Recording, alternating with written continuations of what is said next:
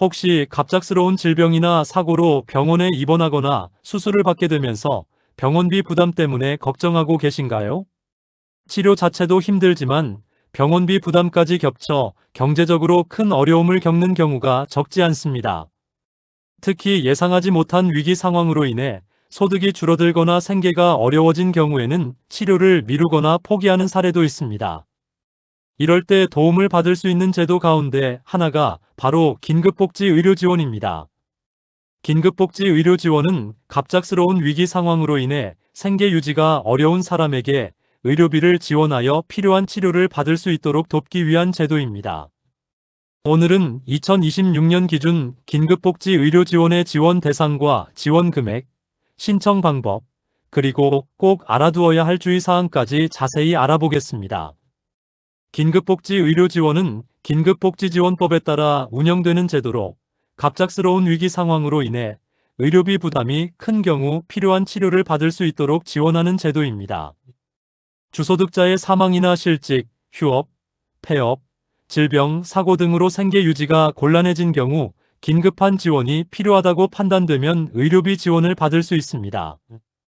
여기서 중요한 점이 있습니다. 의료 지원은 가구 전체에 일괄적으로 지급되는 것이 아니라 위기 상황에 놓인 가구 구성원 가운데 의료 지원이 필요한 사람에게 개인 단위로 지원됩니다. 또한 지원금은 신청인에게 직접 지급되는 것이 아니라 의료기관 등에 지급됩니다. 긴급복지의료지원은 단순히 병원비가 많이 나온다고 해서 누구나 받을 수 있는 것은 아닙니다. 갑작스러운 위기 상황으로 인해 생계 유지가 어려워진 경우를 대상으로 합니다. 대표적인 위기 상황에는 주소득자의 사망이나 가출, 행방불명, 중한 질병 또는 부상 발생, 실직이나 휴업, 폐업 등으로 인한 소득 감소가 있습니다. 또한 화재나 자연재해로 인한 피해, 가정폭력이나 학대 피해, 중대한 경제적 어려움 발생, 지방자치단체의 조례로 정한 위기 상황도 포함될 수 있습니다. 실제 지원 여부는 시군구의 조사와 심사를 통해 결정됩니다. 지원 대상이 되기 위해서는 일정한 소득 및 재산 기준 등을 충족해야 합니다. 2026년 기준 소득 기준은 기준 중위소득 75% 이하입니다. 재산 기준과 금융재산 기준도 함께 확인합니다. 재산 기준은 대도시와 중소도시, 농어촌에 따라 다르게 적용됩니다. 2026년 기준 월 소득 기준은 1인 가구 약 192만원, 2인 가구 약 315만원, 3인 가구 약 402만원, 4인 가구 약 487만원, 5인 가구 약 567만원, 6인 가구 약 642만원입니다.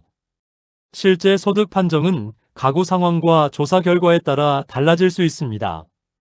재산 기준은 대도시 2억 4,100만원 이하, 중소도시 1억 5,200만원 이하, 농어촌은 1억 3천만원 이하입니다. 또한 금융재산 기준도 함께 확인합니다. 세부 기준은 매년 변경될 수 있으므로 신청 전 행정복지센터나 보건복지상담센터 129를 통해 최신 기준을 확인하는 것이 좋습니다.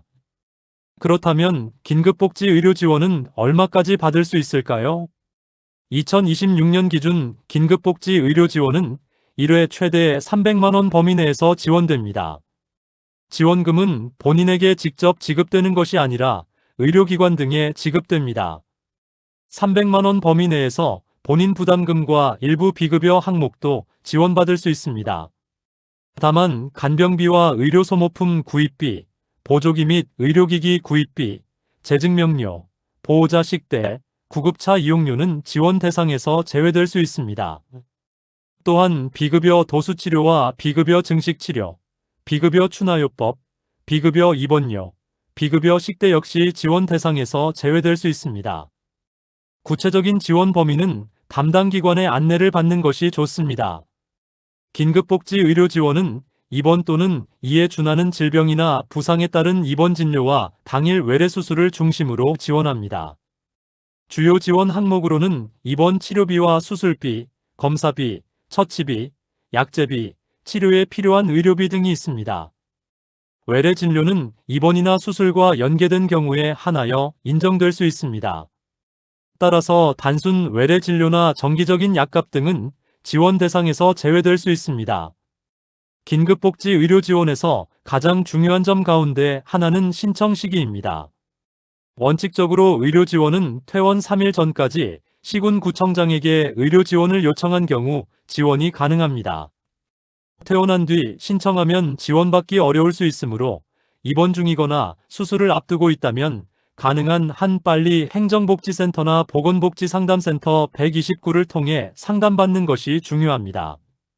긴급한 경우에는 선지원 후조사 방식으로 지원이 이루어질 수도 있습니다. 즉, 먼저 필요한 지원을 실시한 뒤 소득과 재산 등을 조사하여 적정 여부를 확인하는 방식입니다. 긴급복지 의료 지원은 주소지 행정복지센터나 시군구청에서 신청할 수 있습니다. 또한 보건복지상담센터 129를 통해 상담받을 수도 있습니다. 신청 후 담당 공무원이 위기 상황과 소득, 재산 등을 조사하여 지원 여부를 결정하게 됩니다. 상황에 따라 제출 서류는 달라질 수 있습니다. 일반적으로 신분증과 진단서 또는 입원 확인서, 진료비 관련 서류, 소득 확인 자료, 금융재산 관련 자료, 기타 위기 상황을 증명할 수 있는 서류 등이 필요할 수 있습니다. 필요한 서류는 개인 상황에 따라 달라질 수 있으므로 사전에 행정복지센터나 보건복지상담센터 129를 통해 확인하는 것이 좋습니다. 동일한 질병이나 부상으로 다시 의료 지원을 받으려면 이전 지원 종료 후 2년이 지나야 합니다. 반면 다른 질병이나 부상으로 인해 의료 지원이 필요한 경우에는 기존 지원 종료 시점과 관계없이 다시 의료 지원을 받을 수 있습니다. 또한 긴급복지 의료 지원만으로 모든 어려움이 해결되는 것은 아닙니다. 상황에 따라 생계 지원과 주거 지원, 교육 지원, 연료비 지원 등 다른 긴급복지 지원과 함께 도움을 받을 수 있는 경우도 있습니다. 또한 의료급여와 재난적 의료비 지원 사업, 노인장기요양보험, 지방자치단체의 자체 복지사업 등과 연계될 수 있는 경우도 있으므로 함께 상담받아 보는 것이 좋습니다. 생각보다 받을 수 있는 복지제도가 있지만 제도를 몰라 신청하지 못하는 사례도 적지 않습니다. 2026년 기준 긴급복지 의료 지원은 갑작스러운 위기 상황으로 병원비 부담이 커진 사람에게 의료비를 지원하는 제도입니다. 1회 최대 300만 원 범위 내에서 지원되며 입원이나 수술 등 필요한 치료를 받을 수 있도록 돕는 역할을 합니다. 특히 의료 지원은 원칙적으로 퇴원 3일 전까지 신청해야 하므로 입원 중이거나 수술을 앞두고 있다면 가능한 한 빨리 상담을 받아보는 것이 좋습니다. 혹시 본인이나 가족이 갑작스러운 질병이나 사고로 병원비 부담을 겪고 있다면 혼자 고민하지 말고 가까운 행정복지센터를 방문하거나 보건복지상담센터 129를 통해 상담받아 보시기 바랍니다. 생각보다 다양한 복지제도를 통해 도움을 받을 수 있는 경우가 있으며 빠른 상담이 필요한 치료와 경제적 부담을 줄이는 데 도움이 될 수 있습니다. 참고로 오늘 내용은 보건복지부, 복지로, 보건복지상담센터 129, 긴급복지지원법, 국가법령정보센터, 그리고 2026년 긴급복지사업 안내 자료를 참고하여 작성했습니다.